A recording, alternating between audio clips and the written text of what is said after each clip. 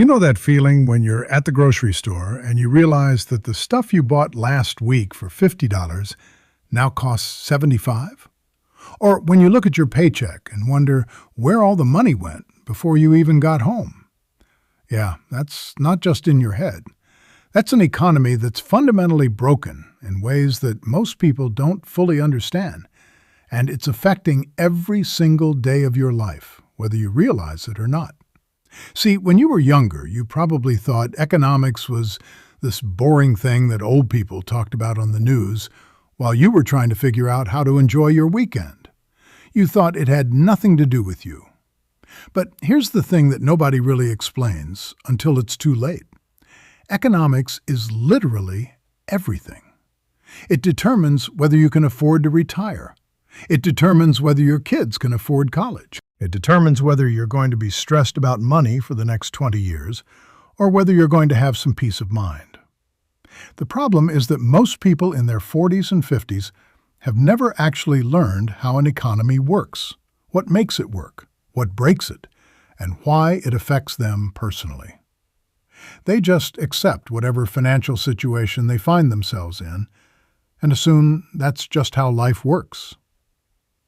But what if I told you that a huge chunk of your financial stress isn't actually because you're bad with money? What if it's because you're living in an economy that's deliberately designed in ways that make it incredibly hard for regular people to build wealth and keep it? That's what we're going to talk about today. My name is Clarence, and I spend way too much time thinking about economics, money, and why regular people feel like they're constantly losing ground no matter how hard they work. Don't forget, like this video and subscribe to the channel. See, there's this mythology out there that says if you just work harder, if you just make better financial choices, if you just follow the rules and do everything right, then you'll be fine. You'll build wealth. You'll have security. You'll be able to retire comfortably. But that narrative completely ignores the fact that the game itself is rigged. The economy has fundamental structural problems that no amount of personal discipline can overcome. And I'm not saying that to be depressing or to tell you that nothing matters. I'm saying it because once you understand these problems, once you understand how they work and why they exist, you can actually start making smarter decisions about your own money that work within this broken system instead of fighting against it blindly. You can start to see where the real wealth-building opportunities are, and you can start to protect yourself from the things that are systematically designed to take your money away. Let's talk about the first central problem of modern economies, and this one is absolutely fundamental to understanding everything else. It's called inflation. And it's basically the reason why your money is worth less every single year, even if you're just leaving it in the bank. Here's how it works in the simplest possible terms. Imagine you've got $100 right now. That $100 can buy you a certain amount of stuff. Maybe it buys you groceries for a week or a nice dinner out or a tank of gas. But next year, that same $100 is going to buy you less stuff because prices have gone up. The government likes to tell us that inflation is running around 2 or 3% per year. And hey, that's not so bad, right? Well, that's where the math gets interesting, and also kind of infuriating if you think about it for more than 5 seconds. If inflation is running at 3% per year, then your money is losing 3% of its purchasing power every single year. That means that after 10 years, your money is worth about 30% less than it was when you started. After 20 years, it's worth about 50% less. So if you've got $100,000 sitting in a savings account earning basically nothing, after 20 years, you've effectively lost half the value of that money without anyone stealing it from you. It just evaporated because of inflation. The economy systematically devalues cash while you're not looking, and this is absolutely intentional. Now, you might be wondering why the government would deliberately create inflation, why they would deliberately devalue the money that regular people hold. And the answer is actually pretty interesting if you're willing to follow the logic. See, inflation benefits people who have debt. If you've got a mortgage for $300,000 and inflation happens, then you're paying back that mortgage with money that's worth less than it was when you borrowed it. So in a weird way, inflation makes your debt smaller in real terms. It also encourages people to spend money instead of holding on to it, because why would you hold on to money if it's losing value every day? You might as well spend it or invest it in something that's going to grow. This is great for businesses because it keeps people spending. It's great for banks because they get to charge interest on money that's losing value. And it's great for the government because they can devalue their own debt without actually paying it back. But it's terrible for regular people who are trying to save money, who are trying to build a nest egg that's going to sustain them through retirement. You're playing a game where the rules are deliberately set up so that every dollar you save is quietly getting stolen from you by inflation. The second central problem of modern economies is something called the concentration of wealth. And this one is even more directly responsible for your financial stress than inflation is. See, here's what's happened over the last 40 or 50 years in America, and in most developed economies around the world. The wealth has been increasingly concentrated in the hands of fewer and fewer people. When you were born, the wealthiest people in the country held a certain percentage of the total wealth. Today, that percentage has grown dramatically. The top 1% of Americans now hold something like 32 or 33% of all the wealth in the country, while the bottom 50% hold less than 3%. That's not a small difference. That's a fundamental restructuring of who holds power and money in society. And here's what's really interesting about this. It creates a feedback loop that's incredibly hard to break out of once it starts. When you have a lot of money, you can invest that money and make more money. When you have a little bit of money, you're just trying to survive and you don't have enough to invest. So the rich get richer and the poor get poorer, not because of moral failings on either side, but because the system is literally designed to concentrate wealth upward. It's not a bug, it's a feature.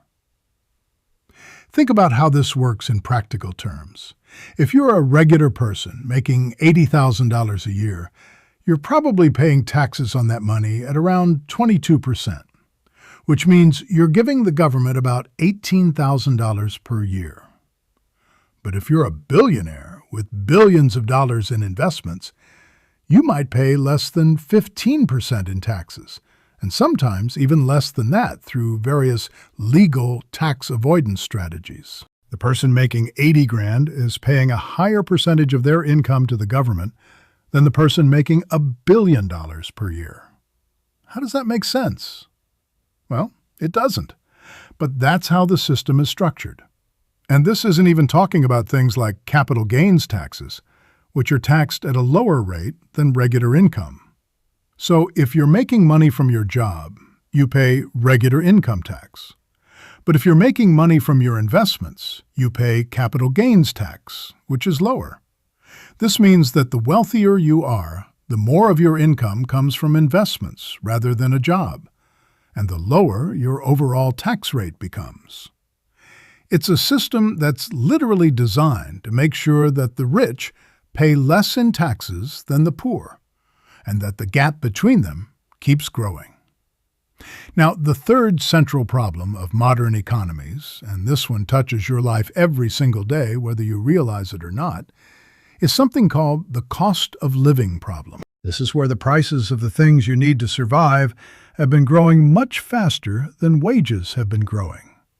When you were in your 20s or 30s, maybe housing was affordable in your area. Maybe you could buy a house on a single income. Maybe rent was reasonable. But over time, housing prices have skyrocketed while wages have stagnated. The median house price has gone up by 400% since 1990. But median wages have only gone up about 180% in the same period. That's a huge gap. And this isn't just true for housing. It's true for healthcare costs, college tuition, childcare, and basically everything else that you absolutely have to buy in order to survive. These costs have been growing at 2 or 3 times the rate of wage growth for the last 30 or 40 years. What this means in practical terms is that your paycheck doesn't go as far as it used to. Your parents might have been able to support a family of 4 on one income. Today, most families need 2 incomes just to barely get by, and even that's often not enough. Your mom might have been able to go to college for a few $1,000s. Today, a college degree costs $150,000 or more, and you're going to be paying it back for the next 20 years. Your grandparents could afford health care without going bankrupt. Today, a single major illness can destroy your entire financial life. This isn't because people are worse with money than they used to be. It's because the costs of survival have been growing exponentially, while the money you make has been growing at a snail's pace. You're on a treadmill that keeps getting faster, and you're running as hard as you can just to stay in the same place. The fourth problem, and this is one that most people don't really think about until something goes wrong, is what's called the financial fragility of the system. See, modern economies are built on debt. Governments go into debt. Corporations go into debt. Regular people go into debt. The entire system is essentially built on the assumption that tomorrow is going to be better than today, and that people are always going to be able to pay back the debt that they've taken on. But what happens when that assumption breaks? What happens if there's a pandemic and people can't work? What happens if there's a recession and companies start laying people off? What happens if something unexpected happens and suddenly people can't make their debt payments? Well, the whole system starts to collapse. This is what happened in 2008 during the financial crisis. People couldn't pay their mortgages, banks failed, businesses went under, and the whole economy tanked. But here's the interesting thing. Instead of the government letting the system fail and resetting it, they basically printed a ton of money and gave it to the banks so they wouldn't go under. The people who caused the problem got bailed out. The regular people who had nothing to do with the problem got their homes foreclosed on and lost their life savings. This is a systemic problem that keeps repeating. The financial system is fragile because it's built on debt. But instead of fixing that fundamental fragility, we just keep propping it up with more debt and more government money. And eventually, that's going to stop working. But in the meantime, regular people are paying the price through recessions, through job losses, through financial crises that happen every 10 or 15 years like clockwork. It's like living in a house that's slowly burning down. But instead of fixing the foundation, the government just keeps adding more wood to the fire and hoping it all works out. The fifth central problem of modern economies is something called monetary policy and the role of central banks. And this one is particularly insidious because most people have absolutely no idea how it works or why it matters to them. See, the Federal Reserve, which is technically a private entity, but also the central bank of the United States, has the power to print money.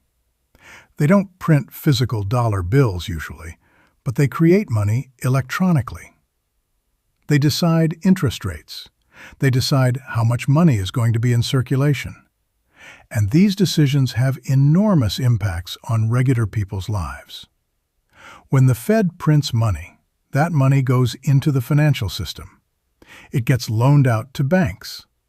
Banks use it to make investments and loans. And eventually, some of that money makes its way to regular people. But here's the problem. When the Fed prints a bunch of new money, they're not printing it and giving it equally to everyone. They're creating it in the financial system, and it filters down to regular people last.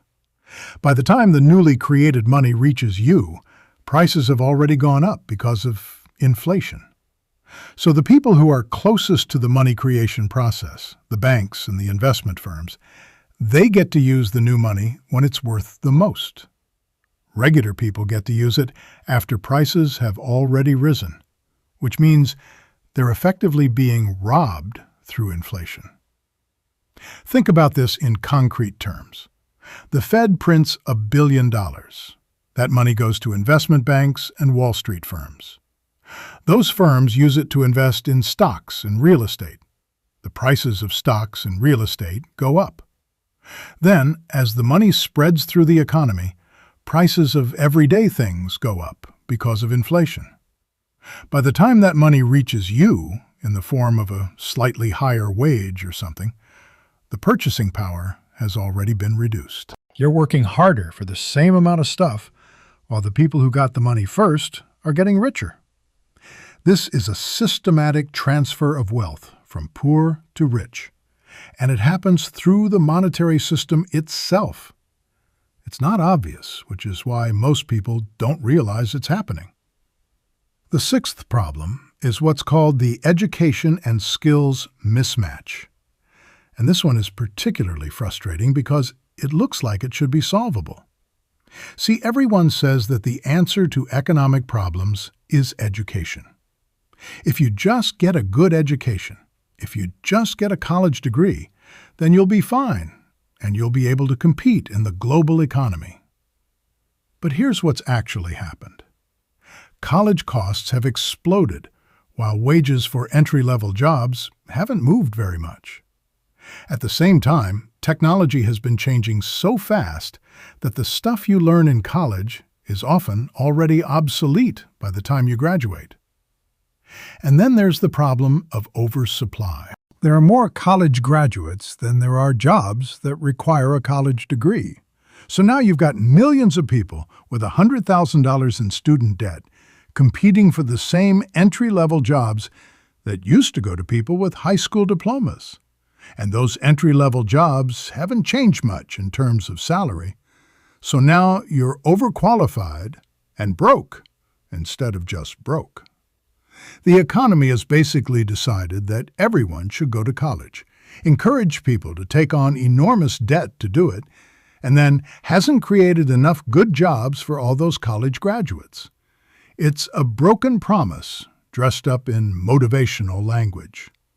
And if you're in your 40s and you've got kids who are thinking about college, this is probably creating a lot of stress for you because you're trying to figure out what advice to give them. Should they go to college? Should they take on debt? Is there an alternative path? The problem is that the education system and the job market are completely misaligned.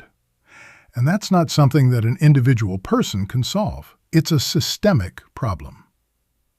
The seventh problem is called healthcare cost inflation. And if you're in your 40s or 50s, this one probably hits you personally. Healthcare costs have been growing at more than double the rate of overall inflation for the last 30 years. A procedure that cost $5,000 10 years ago might now cost $20,000. A medication that cost $100 a month might now cost $500. And most people are tied to employer-provided health care, which means their employers are constantly dealing with rising costs. Those costs eventually get passed on to employees in the form of higher copays, higher deductibles, and lower wages. You're being squeezed by healthcare costs, whether you realize it or not. And the crazy part is that America spends more on healthcare per capita than any other developed country in the world. But we don't have better health outcomes than countries that spend way less. So we're paying more and getting the same or worse results. That's not a market working efficiently. That's a broken system. The eighth problem is what I call the gig economy and the erosion of employment stability. See, when your parents were building their careers, You could get a job at a company and reasonably expect to be there for 10, 20, 30 years if you did your job well. You'd build up seniority. You'd get benefits. You'd have some sense of security. Today, the economy is structured so that companies want to hire contractors and gig workers instead of employees. You're an Uber driver instead of a taxi driver with benefits. You're a freelancer instead of an employee. You're a consultant instead of a staff member. This is great for companies because they don't have to pay benefits or take care of their workers. But it's terrible for workers because you don't have job security. You don't have benefits. You don't have a steady paycheck. You're always hustling to find the next gig. And this is being packaged as freedom, as flexibility, as entrepreneurship. But what it really is the shifting of risk from companies to workers. Instead of a company taking on the risk of fluctuating demand, they shift that risk to you. You have to figure out how to survive when work is sparse. The ninth problem is something called the student loan crisis, and this is one that's becoming more and more obvious as time goes on. There's now over $1.7 trillion in outstanding student loan debt in America. That's more than credit card debt. That's more than auto loans. It's a massive amount of debt that's essentially been taken on by young people to pay for an education that was supposed to lead to better jobs. But here's what's actually happened. Young people went to college, took on massive debt, graduated, and then found out that there weren't enough good jobs waiting for them. So they're working jobs that don't require a college degree, paying off debt that they took on to get the college degree, and falling behind on savings and retirement because all their money is going to debt payments. This is destroying an entire generation economically. And the politicians and the colleges and the financial institutions that sold them on this idea are acting like it's not their problem. Students are just supposed to somehow figure it out on their own. The 10th problem is what's called regulatory capture. And this one is probably the most frustrating because it makes it almost impossible for things to actually improve. See, regulatory capture is when the industries that are supposed to be regulated end up capturing the agencies that regulate them. The financial industry hires former regulators. Regulators get hired by the financial industry after they leave government. The people making the rules are the same people who are trying to avoid the rules. So instead of regulations that are actually designed to protect regular people, you get regulations that are designed to protect the big players in the industry. For example, after the financial crisis, there was supposed to be massive financial reform. And there was, kind of. But a lot of that reform ended up being watered down because of lobbying by banks. And then you had politicians trying to roll back the regulations that were put in place. So we haven't actually fixed the system. We've just made it slightly harder for another crisis to happen. But not by much. The 11th problem is what's called wage stagnation. And this is something that directly affects your paycheck every single day. See, if you look at the growth in productivity over the last 40 years in America, productivity has grown incredibly fast. Automation has made workers way more productive. Technology has made it possible for people to do more work than they could before. But wages have barely moved. Most workers today are making about the same as workers were making in the 1980s, when you adjust for inflation. They're more productive, they're working with better tools, they're accomplishing way more. But they're not getting paid more for it. Where's all that extra productivity going? Well, it's going to profits. It's going to shareholders. It's going to executive compensation. It's going to everyone except the workers who are actually creating the value. This is a fundamental breakdown in the relationship between productivity and wages. And it means that as the economy grows, as companies get more profitable, regular workers aren't sharing in that wealth. All the gains are going to the top. The 12th problem is something called the housing crisis, and this one is particularly painful for people in their 40s because you're probably at a stage where you've either bought a house or you've given up on buying a house because it's become completely unaffordable. Here's what's happened. Housing used to be affordable. You could work a regular job and buy a house. Today, houses have become investment assets that are bought and sold by corporations and wealthy individuals. Landlords, private equity firms, and investment companies are buying up single-family homes. Regular people trying to buy their first house are competing against corporations with unlimited money. The result is that housing prices have exploded, while wages have stagnated. In many markets, houses are selling for 2, 3, 4, or 5 times the median household income. That's completely insane. Your parents could buy a house for 2 or 3 times their annual income. Today, you need to save up for years just to get a down payment. And then you're going to spend 30 years paying off a mortgage for a house that cost 5 times your annual income. It's a completely different game than the one your parents played. Now, here's the thing that's really important to understand about all of these problems. They're not accidents. They're not the result of incompetence or bad luck. They're the result of deliberate policy choices that have been made over the last 40 or 50 years by governments, by corporations, and by financial institutions. And those policy choices have consistently favored the wealthy and disadvantaged regular people. It's not that the system is broken by accident. It's that the system is working exactly as designed. It's designed to concentrate wealth upward. It's designed to make it harder for regular people to build and keep wealth. It's designed to create inflation that silently steals from savers. It's designed to put people in debt so they're controllable. And it's designed to hide all of this behind confusing financial language and complex systems so that regular people don't realize what's happening. But here's what's important for you to understand as someone in your 40s or 50s. You can't fix the entire economy by yourself.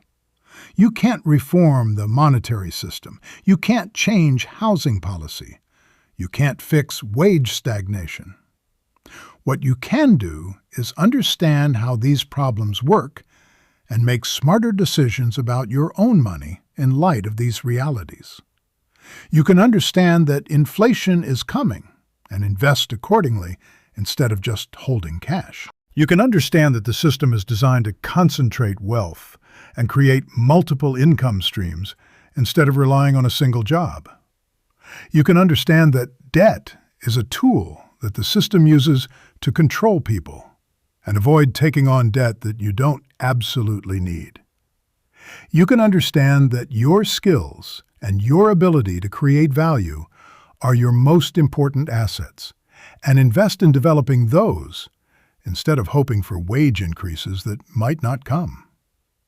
You can understand that the system isn't fair and stop expecting it to be fair and start looking for the edges where you can get an advantage. The real question for you right now is, are you going to keep playing by the rules of a game that's rigged against you? Or are you going to understand the rules and start playing strategically? Are you going to sit around and complain about inflation and wage stagnation and housing costs? Or are you going to look at your own financial situation and figure out how to protect yourself and build wealth despite these systemic problems? Because here's what I know after spending way too much time thinking about economics. The people who succeed financially are the ones who understand how the system works, and the people who get left behind are the ones who don't. It's not about being smarter. It's not about working harder. It's about understanding the game and playing it strategically. So let me give you some concrete things you can do right now to start protecting yourself from these systemic problems. First, understand that inflation is real and that your money is losing value every single day it's sitting in a savings account. Start investing in assets that are going to grow faster than inflation. real estate, stocks, businesses, anything that's going to produce returns that exceed inflation. Second, understand that the wealthy have access to tax strategies that regular people don't know about. A solo 401k, a SEP IRA, tax loss harvesting, deferring income, incorporating your side business. These aren't shady things. These are legal tools that are available to you if you know about them. Third, understand that your job is not going to make you wealthy. No amount of raises or promotions is going to create the kind of wealth that's going to give you real security and options. You need to create additional income streams. You need to build a business. You need to invest. You need to create multiple sources of income, because if you're relying on your job as your only source of income, you're relying on the system that's designed to keep you poor. Fourth, understand that debt is a tool that can work for you or against you.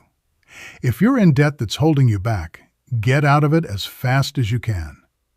But if you're in debt that's enabling you to build wealth, like a business loan or real estate debt that's producing returns, then that's different. Not all debt is bad. But consumer debt that's just funding consumption is absolutely destructive. Fifth, understand that your most valuable asset is your ability to earn income and create value. Invest in yourself. Learn new skills. Build relationships. Develop expertise that you can monetize in different ways. Your ability to earn money is worth more than any single investment you could make. Sixth, understand that the system is not going to take care of you.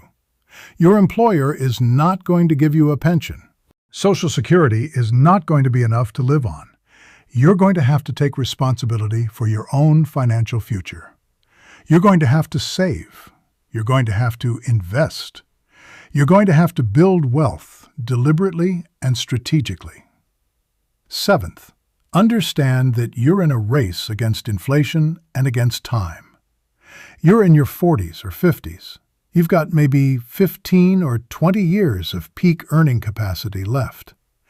That time is incredibly valuable. You can't waste it. Every year you delay starting to build wealth seriously is a year that inflation is stealing from you, and a year you could have been compounding investments. Eighth, understand that the wealthy understand all of this stuff intuitively because they've been taught about it. They teach their kids about money and how the system works. Most regular people have never been taught any of this. That's actually an opportunity for you. If you learn this stuff and teach your kids about it, you're giving them an enormous advantage that most of their peers won't have. The central problems of modern economies are real, and they are affecting your life, whether you realize it or not. But the good news is that you can do something about it. You can make smarter decisions about your money. You can understand the game and play it better. You can protect yourself from inflation and wage stagnation and housing costs and all the other problems that are systematically designed to keep regular people poor. You just have to actually do it. You have to stop accepting the narrative that says, "You're doing fine," and start looking at the actual numbers. You have to stop expecting the system to take care of you and start taking care of yourself. You have to understand that building wealth is a deliberate act, and that if you're not being deliberate about it, then you're just going to float along with everyone else who's slowly falling behind. The choice is yours. You can keep doing what you're doing and hope that things magically get better, or you can start making strategic decisions about your money and your career and your future right now. What are you going to do? That was your friend Clarence Capital. Don't forget, like this video and subscribe to the channel. Check out the next video. Take care of yourself, your finances, and most importantly, your time. Good luck.